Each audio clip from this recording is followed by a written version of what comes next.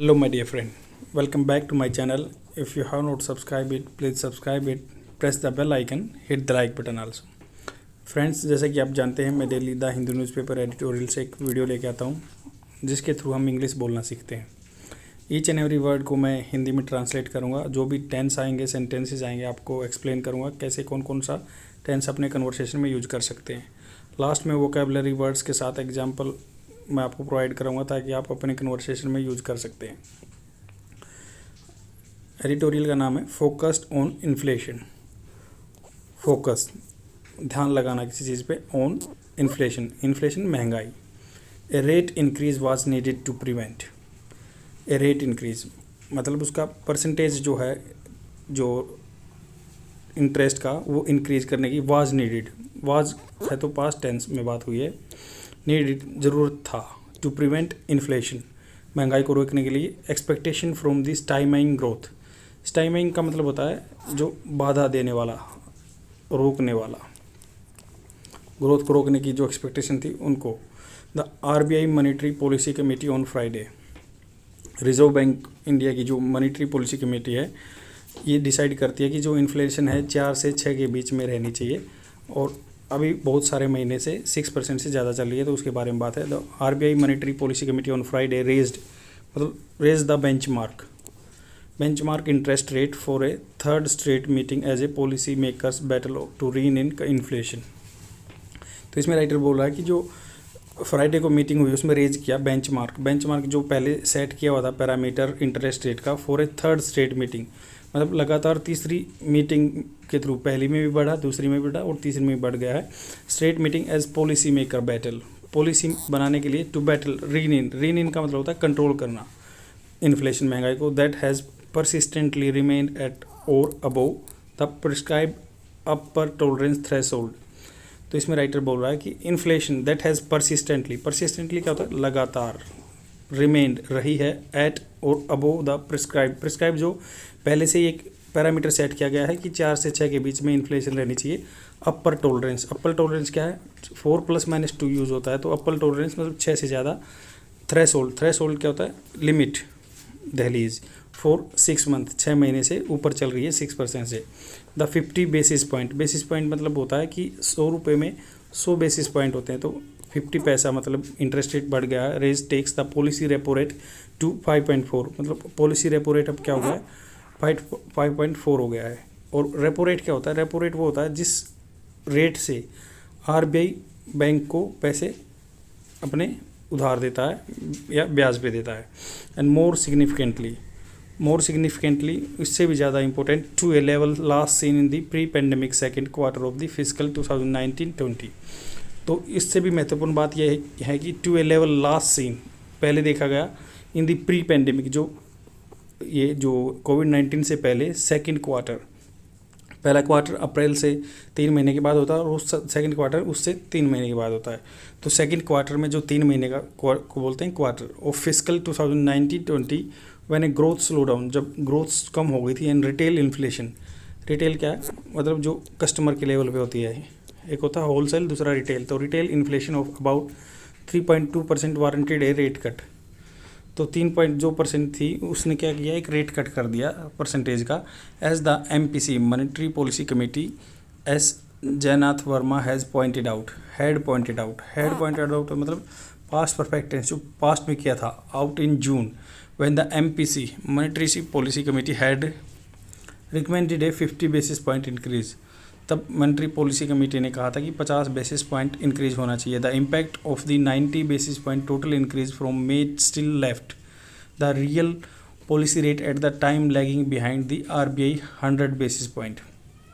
तो ये बोल रहे हैं कि जो इम्पैक्ट है, प्रभाव है 90 बेसिस पॉइंट का टोटल इंक्रीज फ्रॉम मई से अब तक 90 बेसिस पॉइंट बढ़ चुके हैं, स्टिल लेफ्ट वो इफेक्ट नहीं हुआ। The real policy rate at the time lagging मतलब पीछे रह जाना, behind the RBI 100 basis point increase in the retail inflation projection for the year.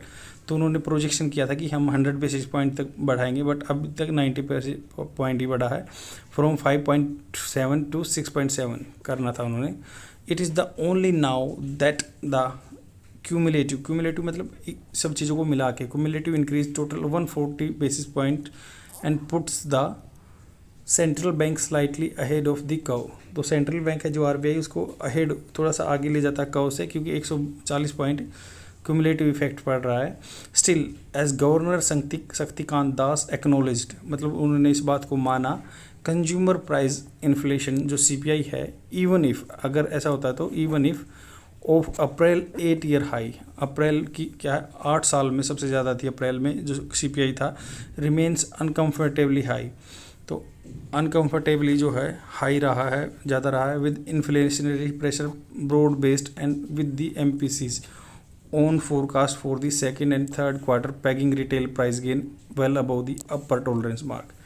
तो ये जो क्या है ओन फोरकास्ट, इसका फोरकास्ट क्या होता है, परिकल्पना करना, for the second and third quarter pegging मतलब आगे लगा दी गया, retail price gains well above the upper tolerance mark of 6 and 7.1 and 6.4 respectively. The rate setting panel जो रेट सेट करता है panel had little option but to continue to withdrawal of monetary accommodation to prevent inflation expectation from getting unmoored and stymieing growth by retard करना, पीछे करना consumption.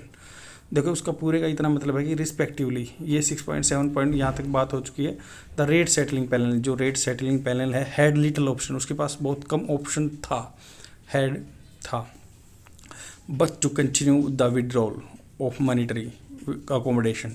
तो उन्होंने क्या किया, मॉनेटरी जो विड्रॉल किया उसको limit accommodation to prevent inflation को रोकने के लिए, मतलब मार्केट से उन्होंने पैसा निकालने के लिए, महंगाई को रोकने के लिए पैसा निकाल दिया। आदमी के पास पैसा होगा तो डिमांड ज़्यादा रहेगी, इसलिए महंगाई बढ़ जाती है। तो उन्होंने पैसा निकाला accommodation to prevent inflation expectation, जो महंगाई की जो आशाएं थी उनको रोकने के लिए। फ्रॉम गेटिंग अनमूड क्या होता है, मूरिंग होता है किसी चीज़ को बांधना, गेटिंग अनमूड मतलब खोलना, स्टाइमिंग ग्रोथ को बढ़ाना, रिटार्डिंग कंजम्पशन को कम करके। आदमी के पास पैसा कम होगा तो कंजम्पशन कम होगा, इससे थोड़ा सा दोनों चीज़ हैं। देखो मैं आपको बताना चाहूँगा, जब ग्रोथ हाई होती है तो इन्फ्लेशन हाई होने के भी चांस रहते हैं, क्योंकि मान लो ग्रोथ होगी तो इन्फ्लेशन हाई होगी, तो उसको दोनों चीज़ों को कंट्रोल करने का काम करती है मॉनेटरी पॉलिसी कमेटी, जिसमें गवर्नमेंट से भी होते हैं मेंबर और आरबीआई से भी होते हैं। तो ये इसका सिस्टम होता है। फ्रॉम एन एक्सटर्नल सेक्टर, जो external sector and exchange rate perspective as well, तो एक्सटर्नल सेक्टर है या exchange rate perspective as well, globalize inflationary जो इन्फ्लेशन है, ग्लोबलाइज में द होल वर्ल्ड में इन्फ्लेशनरी जो महंगाई सर्जिस बढ़ी है, द प्रॉम्प्टिंग जो बढ़ाने वाली पॉलिसी टाइटनिंग मतलब उसने इन्फ्लेशन रेट ज़्यादा कर दिया है in advance economy, that is in turn roiling currency markets including appreciably weakening the rupee. तो ये क्या है, देखो अगर मान लो ये बोल रहा है राइटर इसमें कि एक्सटर्नल सेक्टर है जो सर्विसेज या जो भी है अपना बिजनेस होता है, exchange rate perspective as well. Exchange rate मतलब एक रुपये में कितने डॉलर, एक डॉलर में कितने रुपए आते हैं, तो उसका एक्सचेंज रेट पर्सपेक्टिव है as well. Globalize inflationary surge, तो पूरे वर्ल्ड में इन्फ्लेशनरी सर्ज है, क्योंकि जो आपको पता है यूएस फेड रिजर्व ने अपना प्राइस बढ़ा दिया, इंटरेस्ट रेट बढ़ा दिया, तो यहाँ से पैसे निकाल के आदमी वहाँ पे ले जा रहे हैं। तो globalize inflationary surge are prompting मतलब उकसा रहा है किसको, पॉलिसी टाइट करने के लिए। टाइटनिंग क्या होता है, इंटरेस्ट रेट बढ़ा देना इन एडवांस इकोनॉमी, जैसे यूएसए में बढ़ा दिया गया है, दैट इज़ इन टर्न। तो उसके बदले में, इन टर्न का क्या मतलब है, इसके मद्देनजर रखते हुए क्या होता है, roiling currency markets including appreciably weakening the रूपी।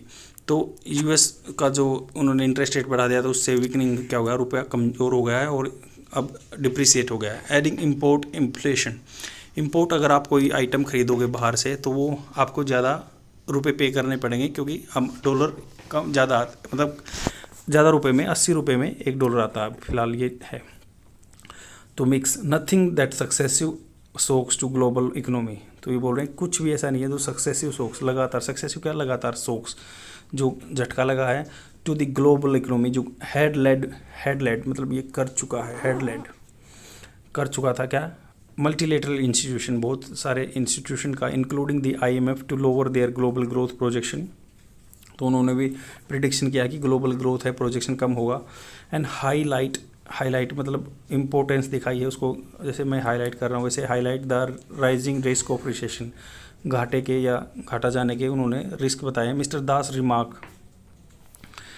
दास ने, शक्तिकांत दास जो आरबीआई के गवर्नर हैं, उन्होंने रिमार्क किया, उन्होंने मतलब बताया डिस्क्वाइटली, मतलब चिंता करने वाली बात है, globalization of inflation is coinciding with the deglobalization of trade. तो ग्लोबलाइजेशन, इन्फ्लेशन तो हो गई है बट डी ग्लोबलाइजेशन हो गया ट्रेड का। क्या मतलब, महंगाई तो बढ़ गई है ग्लोबल में बट अब ट्रेड आपस में नहीं हो रहा है, क्योंकि रशिया ने जो अटैक कर दिया है यूक्रेन पे, and the resultant impact on trade flows from the conflict zone have upended, upended मतलब उल्टा कर देना, supply chain for the several commodities जो चीज़ें होती हैं, वस्तु होती हैं, and added to the price pressure for a range of goods. The latest geopolitical tension, जो भी जियोपॉलिटिकल मतलब जो टेंशन होती है कंट्रियों के बीच में, ट्रिगर्ड मतलब बढ़ा दी गई in east Asia by the US house speaker Nancy Pelosi visit. तो नैन्सी पेलोसी जो यूएस की, जैसे अपना लोकसभा है वहाँ पे हाउस ऑफ कॉमन बोलते हैं, तो कॉमन जो हाउस ऑफ कॉमन है तो वहाँ से उसकी जो स्पीकर नैन्सी पेलोसी, उन्होंने विजिट किया ताइवान को in the face of Beijing dire warnings. Dire मतलब इन द फेस ऑफ, मतलब उसका सामना करते हुए, क्या डायर बहुत कड़ी वार्निंग्स का सामना करते हुए भी उन्होंने विजिट किया। एंड चाइनाज डिसीजन, चाइना का क्या डिसीजन है, to respond with aggressive military drills. तो चाइना ने उसका क्या किया है, एग्रेसिव ड्रिल्स, मिलिट्री ड्रिल की हैं जो ताइवान के पास की हैं। तो उन्होंने ऐसा जवाब दिया, around one of the world busiest shipping lens, जो बहुत ही बिजी शिपिंग लेन रहती है जहाँ से शिप जाते हैं, वहाँ पे उन्होंने अटैक किया। Could also impact global trade at a time when uncertainty and risk aversion are already high. Aversion मतलब उल्टा हो जाना, रिस्क अवर्शन बहुत उल्टे हैं, अवर्शन किसी घर ना करना, तो risk aversion are already high. Mister Das confidence, Das का जो कॉन्फिडेंस है इन दी रेजिलियंस, रेजिलियंस मतलब flexibility of economic fundamentals notwithstanding, notwithstanding का मतलब होता है इन स्पाइट ऑफ समथिंग, मतलब ये इसके साथ फंडामेंटल चीज़ें नहीं लग रही हैं। It is probably opposite, opposite मतलब होता है उचित है, अप्रोप्रिएट होता है मतलब इसका।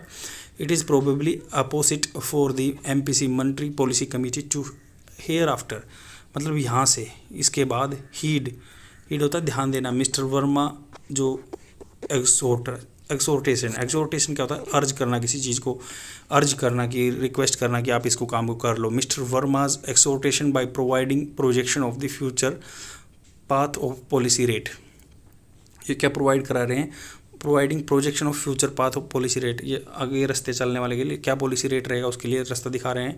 दिस वुड हेल्प एंकर मतलब सपोर्ट करना, प्राइस गेन एक्सपेक्टेशन फर्मली, तो उसी चीज़ को सपोर्ट करेंगे, प्राइस गेन होगा, एक्सपेक्टेशन जो आशाएं हैं वो फर्मली बढ़ेंगी, एंड श्योरली इनहांस, और पक्का बढ़ाएगा क्या, RBI इन्फ्लेशन फाइटिंग क्रेडेंशियल क्या होता है, जो उनके डाटा होते हैं, तो RBI को मौका मिलेगा, वो फाइट करेगा महंगाई से।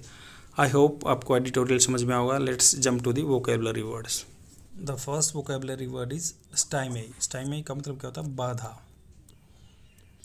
फोइल भी बोल सकते हैं, जैसे फोइल पेपर होता है वो बाधा डालता है, आपके खाने को ठंडा होने से बचाता है फोइल। रेन इन का होता है कंट्रोल करना, वही to limit and control. Cumulative होता है संचयी, सब कुछ मिला के, इंक्रीजिंग। फोरकास्ट होता है पूर्व अनुमान लगाना, predict, estimate. Pegging, a predetermine level at which something such as price is fixed. Conflict होता है विवाद। अवर्सन विरुचि। अपोजिट उपयुक्त। एक्सोर्टेशन प्रोत्साहन करना, किसी चीज़ का अर्ज करना किसी को। रिन इन का मतलब होता है कंट्रोल करना, पहले ही मैंने बता दिया आपको। लैग का मतलब होता है पीछे रह जाना, to move develop more slowly than the something. और फोरकास्ट अनुमान लगाना, the government did not forecast the sudden rise in inflation. Wage increases were packed at 5% मतलब किसी चीज़ वस्तु को बांधे रखना। अनमूव्ड मतलब खोल देना किसी चीज़ को। A vessel no longer attach to a mooring, an unmoved barrage बांध। रोयल होता है किसी चीज़ को मतलब रोल कर देना, जैसे लिक्विड टर्बिड मडी, उसको साफ वाटर को हिला के मडी कर देना, या किसी को इरिटेट कर देना। और दूसरा होता है aversion, most people have an aversion to spiders, घृणा करना। एक्सोर्टेशन होता है अर्ज करना। अपोजिट होता है अप्रोप्रिएट, सुटेबल, उपयुक्त। And opposite quotation. I hope आपको समझ में आएगा। शेयर कर दीजिए अपने फ्रेंड में और डेली देखते रहिए। Thank you very much, bye.